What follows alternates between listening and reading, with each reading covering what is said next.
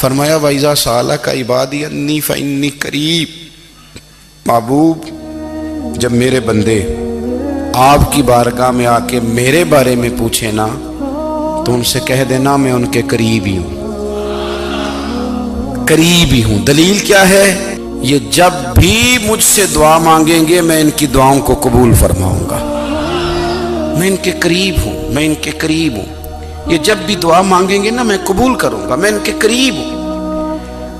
اللہ تبارک و تعالیٰ کے بندے اللہ سے محبت کرتے، رب کی بارگاہ میں جھکتے، اس کو اپنے دکھ سناتے، اس کے پیارے محبوب صلی اللہ تعالیٰ علیہ وسلم کا وسیلہ لے کے اس کے حضور حاضر ہو جاتے، پیشانیاں سجدوں سے روشن ہوتی۔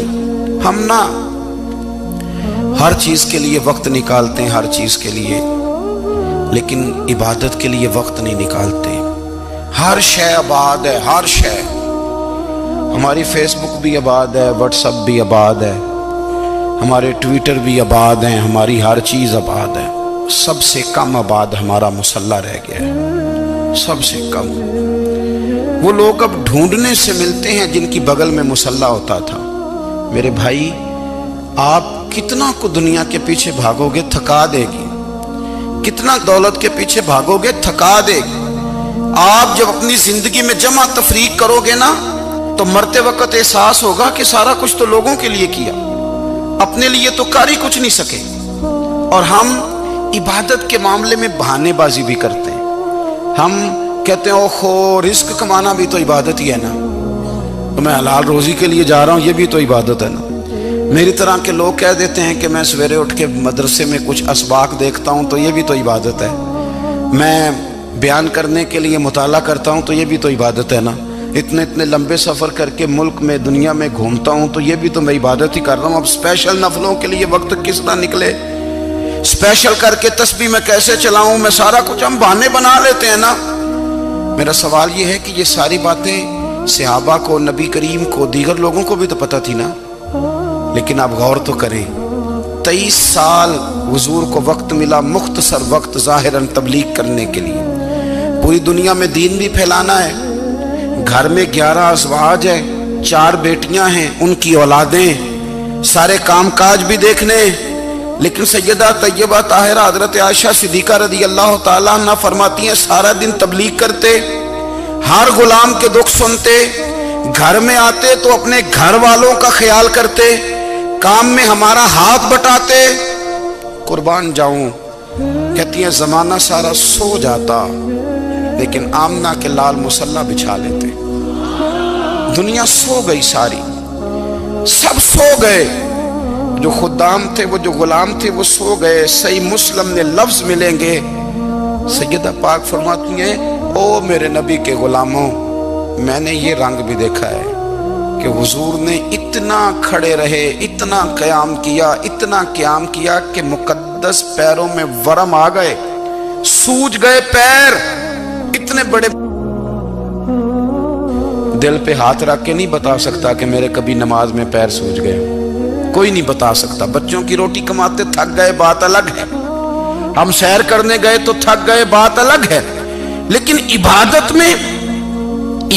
میں یہ بھی تو مسلم شریف ہے نا، یہ بھی تو دین ہے نا، یہ بھی تو حضور کی سنت ہے، یہ بھی تو وہ چیز ہے جو کریم کی آنکھوں کی ٹھنڈک ہے۔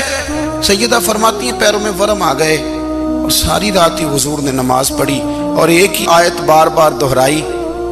مسجد نبوی میں بلال حبشی نے فجر کی اذان دے دی اور حضور ابھی مصلی پہ تھے، کریم فارغ ہوئے۔ میں نے عرض کی یا رسول اللہ صلی اللہ علیہ وسلم، آپ کے تو صدقے اللہ اگلے پچھلوں کے گناہ معاف کرے گا، تو آپ اتنی آہوزاری کیوں فرماتے ہیں؟ آپ تو شفیع ہیں، آپ تو انبیاء کے امام ہیں۔ تو حضور نے فرمایا عائشہ تم نے گنوایا ہے نا میرے اللہ کی مجھ پر کتنی رحمت ہے، افلا اکون عبدا شکورا، فرمایا اگر اس نے اتنی نعمتیں دی ہیں تو کیا میں اس کا شکر گزار بندہ نہ بنوں، میں شکر گزار بندہ نہ بنوں اس کا؟ پھر اگر اتنی نعمتیں اس نے دی ہیں، مجھے اتنا نوازا ہے، تو پھر میں اس کے سامنے سجدے نہ کروں؟ او میرے بھائی، بڑے قابل فخر لوگ ہیں ہم کہ ہم نبی پاک کے غلام ہیں، ہم قابل فخر ہیں کہ نبی کریم کے غلام ہیں، کیا کبھی اس غلامی کے شکرانے میں بھی 2 نفل پڑھے کہ یا اللہ تیرا شکر ہے تو نے ہمیں حضور کا غلام بنایا ہے؟ یاد رکھیں کہ اپنی روحانی زندگی کو آباد کریں، استغفار پڑھیں، تسبیحات کریں۔ حضرت عبداللہ ابن عمر رضی اللہ تعالیٰ عنہ حضرت عمر کے صاحبزادے، مکہ مکرمہ میں ان کی قبر ہے۔ میں نے جب انہیں پڑھا تو مجھے ان سے بڑا پیار ہو گیا، لیکن آپ کو پتہ ہے وہاں جا کے کسی شخص کا مزار تلاش کرنا یا پوچھنا ایک مشکل کام ہوتا ہے۔ تو ایک دفعہ میں مکہ شریف میں حاضر تھا تو ایک گاڑی والا ڈرائیور مجھے کہنے لگا کہ مولانا میں آپ کو جانتا ہوں، مجھے آپ سے محبت ہے، ایک بات بتاؤں آپ کو؟ میں نے کہا بتاؤ۔ کہنے لگے حضرت عبداللہ ابن عمر کی قبر دیکھنی ہے۔ میں نے کہا یہ تو نہیں کہہ رہا، یہ کسی نے بندوبست کرایا ہے، یہ اللہ نے تیرے دل میں بات ڈالی ہے، یہ ہو گیا تو لے چل مجھے۔ حضرت عبداللہ ابن عمر کو نبی پاک نے فرمایا تھا راجل صالح، یہ نیک بندہ ہے، یہ متقی آدمی۔ حضرت عبداللہ ابن عمر رضی اللہ تعالیٰ عنہ سیدنا فاروق اعظم رضی اللہ تعالیٰ عنہ کے صاحبزادے ہیں، اور ان کی ہمشیرہ سیدہ حفصہ رضی اللہ تعالیٰ عنہ حضور کی زوجہ محترمہ۔ ایک دن اپنی ہمشیرہ سے کہنے لگے کہ نبی کریم صلی اللہ تعالیٰ علیہ وسلم گھر میں آئے نا، اور اگر حضور غم امت میں پریشان نہ ہوں، طبیعت کو حشاش بشاش دیکھو تو ذرا پوچھنا تو صحیح حضور کا میرے بارے میں کیا خیال ہے، پوچھنا تو صحیح کہ کریم کی بارگاہ میں میرا کیا مقام ہے، میرے بارے میں حضور کیا فرماتے ہیں۔ اب بہن کو کام بتائے اور بتائے بھی بھائی، اور پھر بہن وہ کام نہ کرے، یہ تاریخ میں ہوتا نہیں۔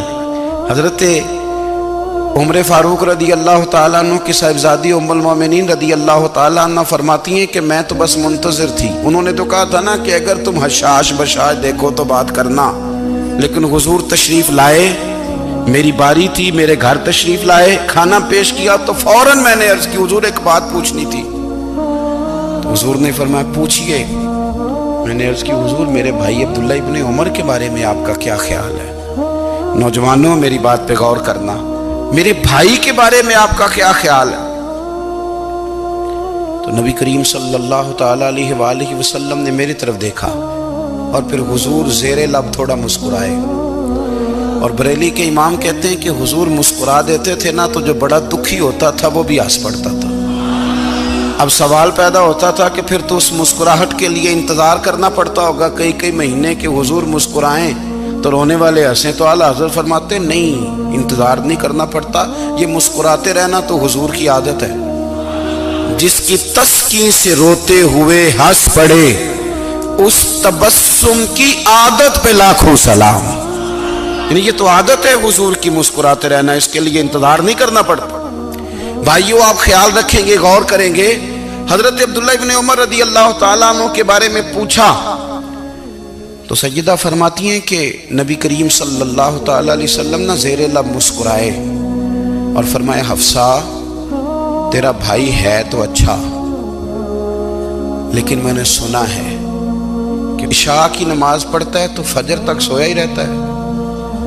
او نوجوانوں، 10 بجے تک سونے کی بات نہیں ہوئی، 9 بجے تک سونے کی بات نہیں ہوئی، 11 بجے اٹھنے کی بات نہیں۔ حضور فرمانے لگے میں نے سنا ہے کہ عشاء کی نماز پڑھ کے سو جاتا ہے اور فجر تک سویا ہی رہتا ہے، اسے چاہیے کہ تہجد کے وقت اٹھا کرے، اللہ کی بارگاہ میں حاضر ہوا کرے، آہوزاری کرے، سجدے کرے، عبادت کرے، اٹھتا ہے اور فجر میں جا کے اٹھتا ہے۔ حضرت جناب حفصہ رضی اللہ تعالیٰ عنہ کہتی ہے میں نے جناب عبداللہ ابن عمر کو پیغام دیا اور میں نے کہا میرے جوان بھائی سن، نبی پاک نے فرمایا ہے تو اچھا پر تہجد میں نہیں اٹھتا، نفل نہیں پڑھتا۔ او میری ملت کے جوانوں، مزہ نہیں آ جاتا جب ساری دنیا سوئی ہو، ساری دنیا، اور بستر بھی گرم ہو اور نیند بھی پورا غلبہ کر رہی ہو، اور اچانک گھنٹی بجے دماغ میں، آنکھ کھلے، گھڑی پہ نظر پڑے، 3:30 4 بجے کا پیغام گھڑی بتائے، اور کوئی چڑھتی جوانی والا اٹھ کے وضو کرے، اور جب وہ مصلی کھول کے بچھائے تو مدینے والے محبوب کہتے ہیں کہ ہر نماز پہ رب ثواب دیتا ہے، اور جو اٹھ کے تہجد کی نماز پڑھے اسے دیکھ کے تو رب مسکراتا ہے۔